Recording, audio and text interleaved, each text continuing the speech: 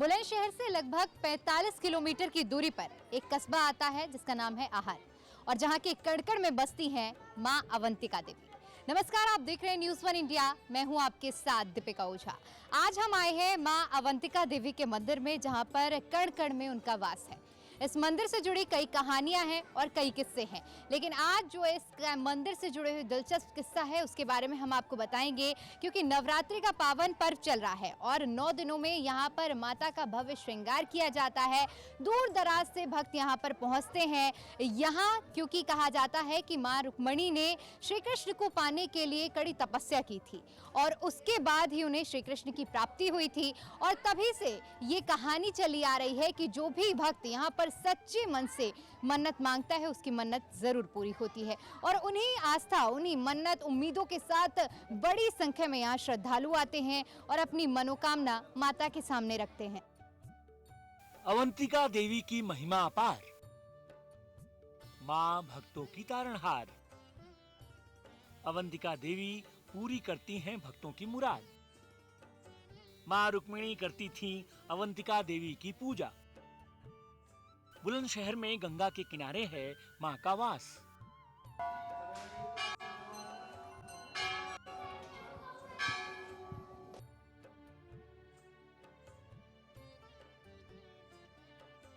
मां अवंतिका देवी की आंखों से करुणा बरस रही है।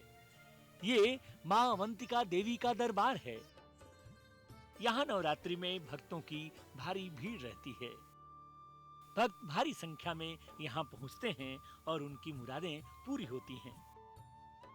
बुलंदशहर के आहार क्षेत्र में स्थित यह मंदिर माता रुक्मिणी और श्री कृष्ण के विवाह का साक्षी है। ऐसी मान्यता है कि आहार क्षेत्र के करीब 2 दर्जन से अधिक गांवों के नाम आज भी श्री कृष्ण और रुक्मिणी के विवाह की रस्मों पर रखे गए हैं। नारियल, चुन्नी और श्रृंगार तीनों चीज ले लेंगे। हम धूमाप्यामी प्रत्यक्ष दीपम दर्शयामि नमस्करोमि, लगा दो दोनों चीज, दीपक भी। मान्यता है कि गांव मुहरसा में श्री कृष्ण का मोहर बांधा गया था, इसलिए इस गांव का नाम मुहरसा पड़ा। दरबार गांव में श्री कृष्ण जी का दरबार लगा था, इसलिए इस गांव का नाम दरबार पड़ा। बामनपुर गांव में श्री कृष्ण की बारात ने भोज किया था, इस गांव का नाम बामनपुर पड़ गया। गांव सिहारी नगर में श्री कृष्ण का मोहर मोर के पंखों से बनाया गया था। गांव सिरोरा में श्री कृष्ण का मोहर सिराया गया था। गांव खंदोई में ब्राह्मण भोज के लिए मिट्टी के बर्तन बने थे। यहाँ पर आज भी मिट्टी के बर्तनों का बहुत बड़ा मेला लगता है। तो हमारे साथ अवंतिका मंदिर के मुख्य पुजारी जी मौजूद हैं। आइए इनसे मंदिर के इतिहास के बारे में, यहाँ लोगों की आस्था के बारे में समझते हैं। पंडित जी, आपसे समझना चाहूंगी यहाँ का इतिहास क्या रहा है? यहाँ का ये सतयुगी मंदिर है माँ अवंतिका देवी का। और भीष्म की लड़की थी रुक्मणी, वो पूजा करने के लिए नित्य आती थी डेली, और पूजा करके अपने कुंदनपुर को लौट जाती थी, जो जिसको आहर कहा जाता है। और उसके बाद दोनों टाइम आती थी, पूजा पाठ अर्चना करती थी। रुक्मणी जी का हरण इसी मंदिर से हुआ। तो कृष्ण भगवान रुक्मणी जी को माँ ने हाथ में हाथ दिया है। ऐसा भी नहीं है हर के ले गए या धिंगरे से ले गए। माँ ने, भगवती ने हाथ में हाथ दिया है। और जब कृष्ण जी द्वारका जी को लेकर गए यहाँ से, ये आहर जो ये कुंदनपुर शहर था पहले। अवंतिका देवी जी का जो मंदिर है ये आहर है। अब तो हार होने पे आहर नाम रख दिया इनका। जिस तरह से रुक्मिणी जी की आप कहानी बता रहे हैं, उसके बाद कहा यह भी जाता है कि जब से उनकी मुराद यहाँ पर पूरी हुई है, उसके बाद से यहाँ जो भी भक्त अपनी आस्था लेकर आता है वो कभी खाली हाथ नहीं जाता। आज तक कोई खाली गया ही नहीं, खाली आया तो है, बाकी कुछ लेकर जरूर गया। अवंतिका देवी मंदिर बुलंदशहर की अनूप शहर तहसील में जहांगीराबाद कस्बे से लगभग 15 किलोमीटर दूरी पर स्थित है। पौराणिक स्थल होते हुए भी यह स्थान निर्जन है। यहाँ न कोई गांव बसा हुआ है और न ही कोई बाजार है। इस स्थान पर आने वाले लोगों के ठहरने के लिए धर्मशालाएं आदि बनी हुई हैं। वहीं यहाँ पर रहने वाले साधु लोगों के आश्रम भी हैं। लगभग 600 साल पुराने इस मंदिर की कई कहानियां हैं। महाभारत के काल से ये मंदिर यहाँ पर स्थित है।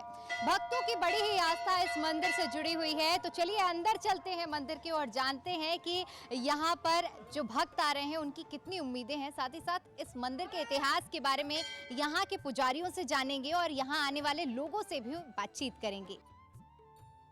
कभी नहीं डूबता रुक्मिणी कुंड। मान्यता है कि आहार क्षेत्र में गंगा किनारे स्थित अवंतिका देवी मंदिर के पास गंगा के तट पर रुक्मिणी कुंड आज भी मौजूद है। पौराणिक मान्यता है कि रुक्मिणी जी प्रतिदिन इस कुंड में स्नान के लिए आती थीं। जहाँ पर माँ रुक्मिणी ने विशेष पूजा अर्चना की थी, माँ अवंतिका की, और उनको कृपा प्राप्त हुई थी, जिसके बाद उनकी मुराद पूरी हुई और श्री कृष्ण उन्हें मिले थे। ये वही जगह है। दर्शन कीजिए माँ अवंतिका के। ये साक्षात मूर्ति, इसी मूर्ति की कहा जाता है कि माँ रुक्मिणी ने पूजा अर्चना की थी और माता की विशेष कृपा प्राप्त की थी। नवरात्रि में भक्त यहाँ पर बड़ी संख्या में आते हैं और पूजा अर्चना करते हैं, माता को श्रृंगार चढ़ाते हैं और अपनी मुरादों को पूरा करवाते हैं। विस्तार से इनकी जानकारी लेते हैं। पुजारी जी, आपसे समझना चाहूंगी कि कहा जाता है कि यही वो मूर्तियां हैं जिनकी पूजा माँ रुक्मिणी ने की थी। जी, यही वो माँ भगवती का दरबार है। ये अम्बे और गौरा माता की दो मूर्तियां हैं, अम्बे गौरा स्वरूप में, जिनको हम पहले से ही लोग अवंतिका देवी के नाम से विख्यात जानते हैं। आज जो आहार गांव है वो द्वापर युग में कुंदनपुर नामक गांव हुआ करता था, शहर हुआ करता था, जहां के राजा भीष्मक तथा उनकी एक पुत्री व दो भाई, पुत्री का नाम रुक्मणी व भाई जो था रुक्म और रुक्मैया था।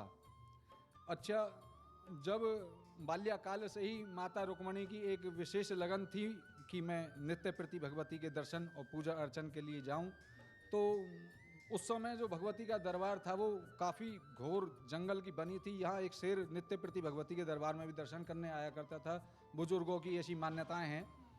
तो उनके पिताजी ने माता रुक्मणी को कुंदनपुर से और भगवती के दरबार तक एक गुप्त सुरंग का निर्माण कराया, जिसमें वे स्नान करने के उपरांत ही माँ भगवती का पूजन अर्चन आदि किया करती थीं और वर मांगा करती थीं कि भगवती मुझे अगर कुछ प्राप्त हो तो वह वर के रूप में भगवान श्री कृष्ण प्राप्त हों। अब मैं आखिर में आपसे ये भी समझना चाहूंगी, क्योंकि नवरात्रि के पावन दिन चल रहे हैं, ऐसे में भारी संख्या में भक्त भी यहाँ पर पहुँचते होंगे। भक्तों के लिए क्या विशेष आयोजन किए जाते हैं यहाँ मंदिर प्रशासन की ओर से नवरात्रियों में?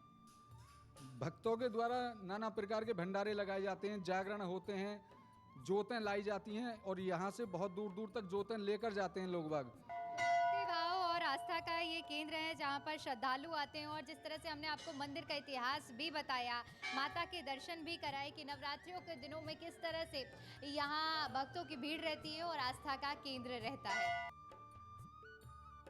इस कुंड का निर्माण उनके पिता और यहाँ के राजा भीष्मक ने कराया था।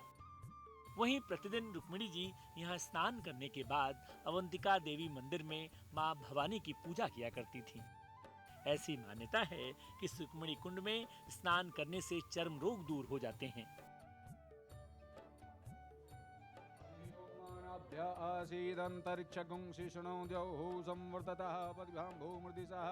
श्रोत्रा तथा लोकान अकल्पयन् जदगुरुहेण विखादेव जज्यवतो वसन्तोष्य। मंदिर में कितनी, यहाँ पर आपकी माँ अवंतिका में कितनी आस्था है? हमारी आस्था, हमारे खानदान परिवार माता अवंतिका देवी को कुल देवी के रूप में मानते हैं। ऐसी हमारे पूर्वजों की मान्यता है, उसी परंपरा पे हम चल रहे हैं। मंदिर के इतिहास के बारे में बात की जाए तो जैसे कि यहाँ पर कहा जाता है कि माँ रुक्मिणी ने विशेष पूजा अर्चना की थी और श्री कृष्ण को पाया था, और तब से ये कहा जाता है कि यहाँ जो भी मन्नत मांगते हैं लोगों की पूरी होती है। ये आपकी बात बिल्कुल सही है।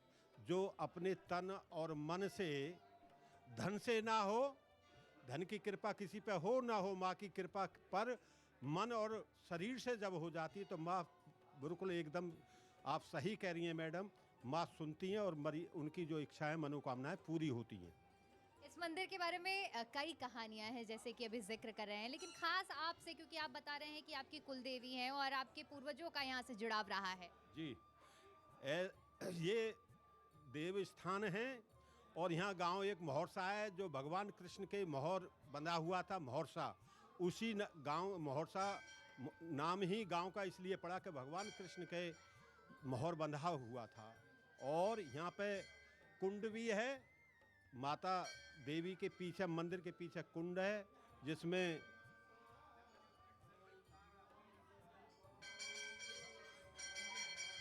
हाँ जी, और यहाँ पे हमारे पूर्वज बताते हैं यहाँ शेर भी आता था माँ के भजन करने के लिए, ऐसा मान्यता है। कुंड का क्या बता रहे थे आप? जो कृष्ण भगवान की अर्धांगिनी यहीं पे स्नान करती थी, कुंड है पीछे जो अभी दिखाई नहीं देता, ये भौतिकता के अंदर उसको बराबर कर दिया गया है, बाकी ऐसी मान्यता है।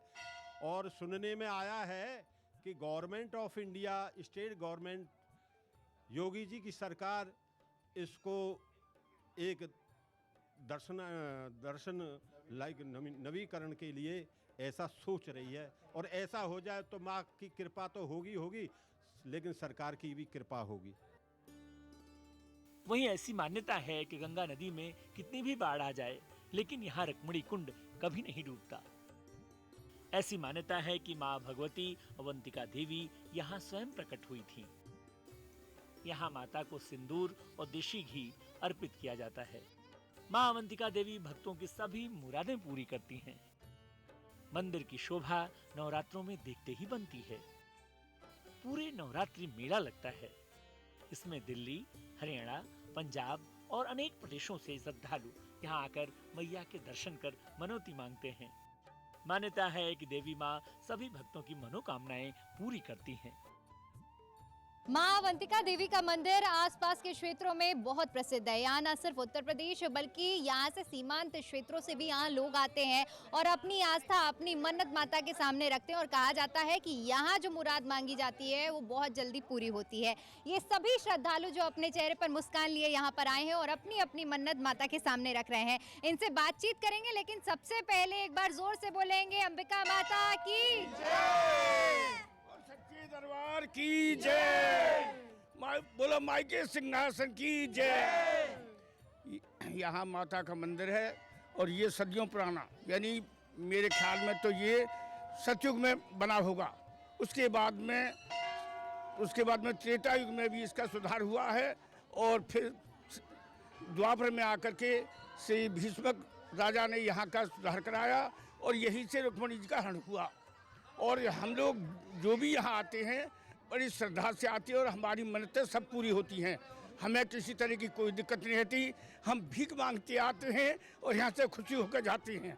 बोल सच्चे दरबार की जय। आज मुझे यहाँ आते हुए सन 66 से आना शुरू हुआ हूँ मैं, और मेरी माँ ने मेरे ऊपर ऐसी कृपा की है कि आज तक मैं यहाँ भली भांति से परिवार आता जाता रहता हूँ।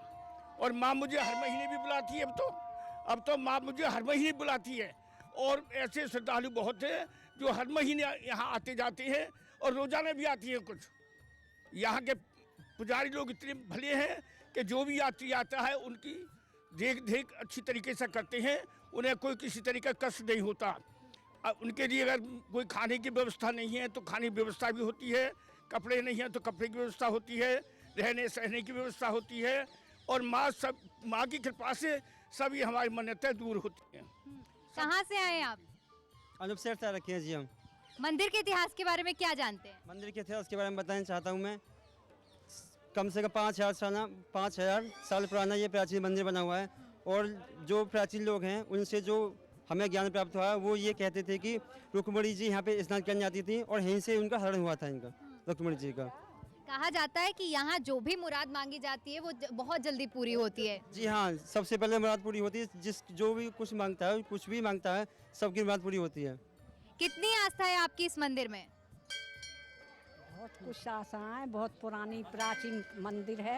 इसकी बहुत विख्यात है, बहुत दूर दूर से दुनिया इसकी मानता करती है। ये बहुत जो भी इनके शरण में आता है सबकी मनोकामना पूरी होती है। तो भक्तों के मन में जो आस्था है उसको आप साफ तौर पर देख सकते हैं। एक उम्मीद रहती है, और जब इंसान थक हार जाता है तो भगवान के दर पर ही आता है। श्रद्धालुओं को भी आप देख सकते हैं कि कितनी मुस्कुराहट के साथ यहाँ पर आए हैं और माता से अपनी मुरादें मांग रहे हैं। माता के दर्शन के लिए बड़े बूढ़े तो पहुंचते ही हैं, बच्चों में भी बड़ा उत्साह रहता है। माँ की चरणों में उनकी बड़ी भक्ति है। तो कहते हैं बच्चे भगवान का रूप होते हैं, लेकिन यही बाल स्वरूप बच्चे भी भगवान के दर पर आए हैं। आइए इनसे समझते हैं कि ये यहाँ पर किन उम्मीदों के साथ आए हैं। आप कहाँ से आए हो? लछोई से। यहाँ आने के बाद कैसा लग रहा है? अच्छा, क्या मांगा भगवान से? सीक्रेट विश क्या थी? मेरे पढ़ाई में नंबर अच्छे आए।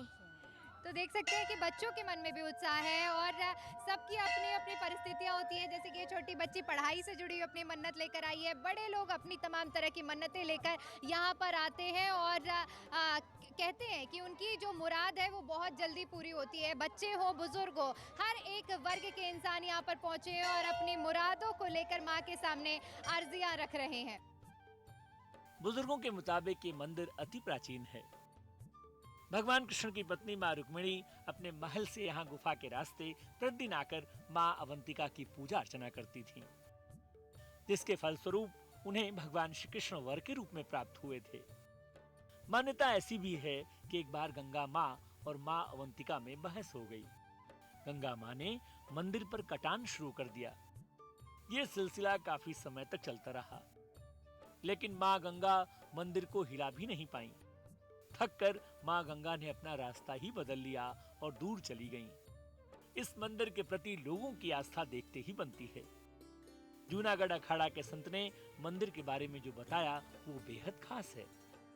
हमारे साथ जूना अखाड़ा 14 मणि से उमा गिरी जी मौजूद हैं। आइए इनसे भी इस मंदिर के इतिहास के बारे में जानते हैं।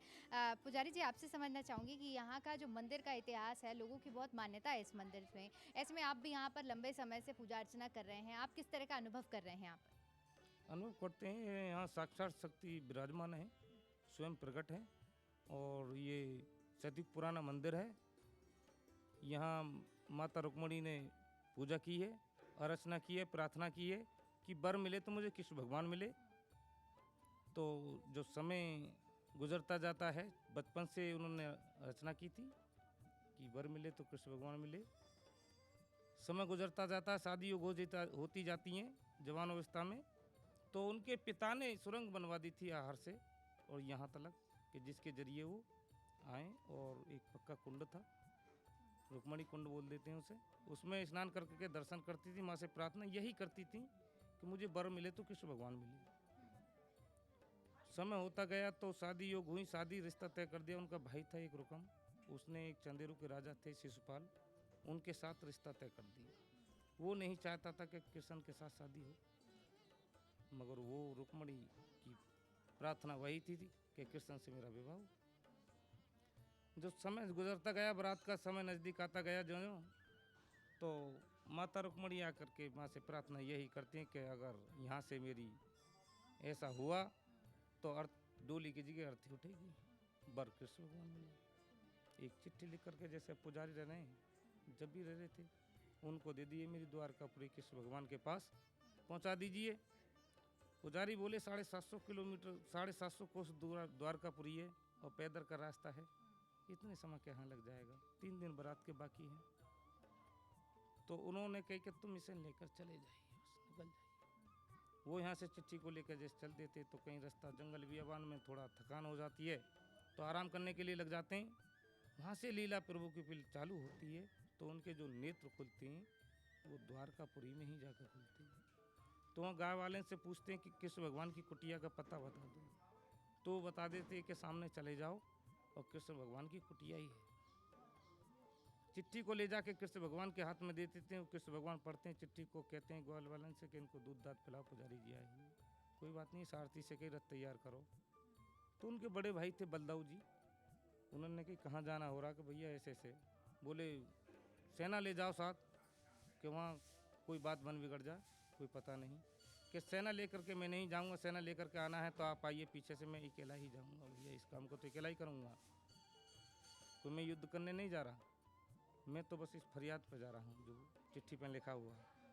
वो आए हैं, आकर के देखा तो चारों तरफ यहाँ सेना लगी हुई, सेना को सारी को माया से मूर्छित किया है। मूर्छित करने के बाद गेट पे खड़े हो गए। अब तो गेट में बदलाव आ गया, जब बहुत छोटा गेट था। सामने से आवाज आई है, जब तेरा वर गेट पे खड़ा, डाल दीजिए माला। पीछे मुड़ के देखा तो स्वयं कृष्ण भगवान खड़े हैं। रुक्मणी ने पीछे मुड़ के देखा, कृष्ण भगवान खड़े हैं। तो कहा है फिर भी कि ठीक है, ये सब कुछ तेने दे दिया, मगर एक उनमें से तो अधिकार किसी का न दिया जो कन्यादान का अधिकार होता है। माँ बाप बहन भाई कोई तो होता। तो जब स्वयं प्रकट हुई है मूर्ति में से और अपने हाथ से हाथ पकड़ाया, जब माँ बाप सब कुछ हम दे दिया, जब यहाँ से लेकर के चलते हैं तो कहते हैं कैसे तो चोरों के भांति कहलाए जाएंगे। शंख बजाया है, सारी मूर्छा सेना को जागरूक किया है, जो मूर्छित कर दी थी। जागरूक करने के बाद तब लेकर के चलें तो रुकम ने पीछा किया है कि मैं अपनी बहन को छुटा करके ही कदम धरूंगा, कुंदनपुर में नहीं कदम नहीं धरूंगा। ये सौगंध लेकर के पीछा किया है। तो कुछ दूरी तक उन्होंने पीछा किया, तो जब रोक लिया है कृष्ण भगवान को, उन्होंने चक्र से दूषण उठा लिया उन्हें मारने के लिए रुकम को। तो रुक्मणी ने पैर पकड़ लिए कि प्रभु सारे को तो चला ही गया, एक इसे तो छोड़ दो कन्यादान के लिए। तो उसे कहीं एक मध्य प्रदेश में एक देश कुंदन नगरी शहर बनाया, उसका राजा बना दिया, उसे बचा दिए। ये तो कहानी हुई जिस तरह से विवाह हुआ, पूरी आपने कहानी बताई कि मन्नत मांगी और किस तरह से यहाँ से उनकी मन्नत पूरी हुई। इसके अलावा अब आपसे, क्योंकि नवरात्रि चल रही हैं और ऐसे में समझना चाहूँगी कि इस मंदिर में नवरात्रियों में क्या कुछ खास किया जाता है, क्योंकि भक्तों की बहुत आस्था जुड़ी हुई है। नवरात्र में खास ये किया जाता था कि जोत जलाई जाती है अखंड, और 9 दिन व्रत रह करके पूरा रचना मन्नतें मांगते हैं अपने अपने श्रद्धालु, और उनकी मनोकामनाएं पूर्ण करती है माता रानी। मंदिर की ओर से क्या कुछ मेले का आयोजन या कुछ विशेष व्यवस्था की जाती है? मेले की ओर से ये सारी व्यवस्था की जाती है। लाइट की है, गंगा में बैरिकेटन की है, जो गंगा जी में कोई नहीं डूब पावे उसकी बैरिकेटन की है। प्रशासन की व्यवस्था है, सारी की जाती है। यहाँ मंदिर की जो पब्लिक की भीड़ भाड़ की है, ये भी व्यवस्था की जाती है। गंगा से जुड़ी हुई कई कहानियाँ इस मंदिर से जुड़ी हुई कि कई बार सुना गया है कि गंगा इस तरह गोल घूमती हुई इस मंदिर से निकल रही है। गंगा जी आज भी ऐसे ही निकल रही है, गंगा जी ऐसे आ रही है और इस तरीक़ा से निकल रही है। गंगा की कृपा ये है कि यहाँ से करीब 1200 कोस का क्षेत्र था गंगा मैया का, और ये तो उधर हरिहर बाबा थे, एक स्थान है, बंदा है बोलते हैं, वो सिद्ध मूर्ति थी, संत थे। उनके भजन के प्रकोप से थोड़ा इधर, और माँ की आस्था लेकर के नारायण हरि के चरण पड़े हैं। जब उन्होंने कहा कि पृथ्वी पे वहाँ निकलूंगी जहाँ जहाँ नारायण हरि के चरण पड़ेंगे, उन्हें पखाड़ते हुए मैं जाऊँगी। तो गंगा माँ उसी हिसाब से आज भी बिल्कुल चरणों में होकर निकल रही है। यह महाभारत कालीन स्थल है। इस मंदिर की ख्याति दूर दूर तक है। जो कोई सच्चे मन से मन्नत मांगता है वो पूरी होती है। यहाँ आने वाला खाली हाथ नहीं जाता। माँ अवंतिका देवी जो कि गंगा नदी के तट पर विराजमान है, और जिस तरह से यहाँ पर भक्तों की आस्था है, नवरात्रों में खासा जनसैलाब यहाँ पर हमें देखने को मिल रहा है। ये माता का मंदिर है और इसके ठीक पीछे गंगा माँ यहाँ पर प्रवाह करती हैं। बेहद आस्था के साथ यहाँ पर लोग पहुँचते हैं, और जिस तरह से आज हमने आपको दिखाने की कोशिश की है कि किस तरह से दूर दराज से लोग यहाँ पर पहुँच रहे हैं, और उनकी सिर्फ एक ही मनोकामना होती है कि माता के सामने उनके दर्शन करें और अपनी मनोकामना रखें, अर्जी लगाएं। हमने इस कार्यक्रम के माध्यम से आपको सारी तस्वीरें माँ अवंतिका की और साथ ही साथ उससे जुड़ी जो कहानी है वो साझा करने की कोशिश की है। फिलहाल कैमरामैन अतुल के साथ दीपिका ओझा, बुलंदशहर।